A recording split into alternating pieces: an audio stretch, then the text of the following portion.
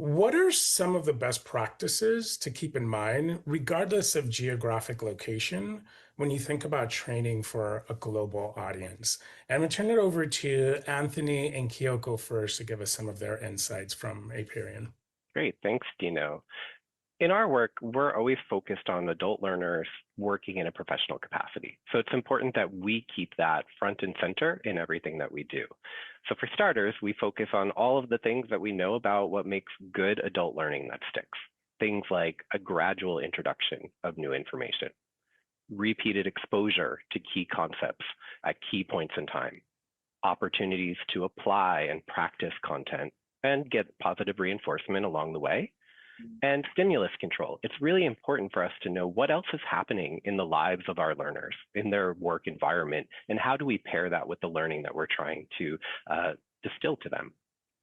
And then just some general best practices that we know is we want to use real life examples and situations that feel applicable to our participants so they can really make that personal connection. Giving them enough theory to validate a concept without it coming across as too academic, using mixed media like video, text, graphics, anything else. We like to engage participants through multiple modalities, multiple tools throughout their learning sessions, and of course, avoiding too much lecture if it's a live session. Those are just a few of the things that we know, regardless of where you are going to lead to some good learning. Excellent. Thank you, Anthony. And Keiko, what about your perspective on this one? Yeah, sure. I completely agree with what was shared by Anthony, and I would like to add a few things. Upon reviewing my 20 years of facilitation experience across various countries, I realized that successful training programs and workshops that I delivered had several common qualities, regardless of geographical locations. First, participants learned from each other, not only from me as the facilitator. And that way, the learning can become much richer and the participants are much more engaged. So my role as a facilitator is to create a psychologically safe environment where all the participants can contribute to learning and transformation. So that's the first point. The second point is that not only best practices or what worked, participants are encouraged to share their failures or what went wrong, because there's so much to learn from the failures.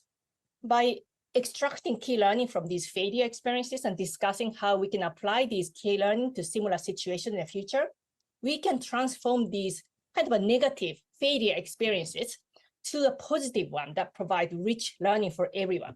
This benefits everyone and leads to the next point, which I found very important, which is that only after the participants feel psychological safety to be vulnerable and start to honestly share their experiences, both positive or negative, does a deep transformation on the individual level and the group level start to happen. And the last one probably is the most important for the training and workshop. The contents, like Anthony mentioned, it needs to be relatable to the participants' everyday work situation.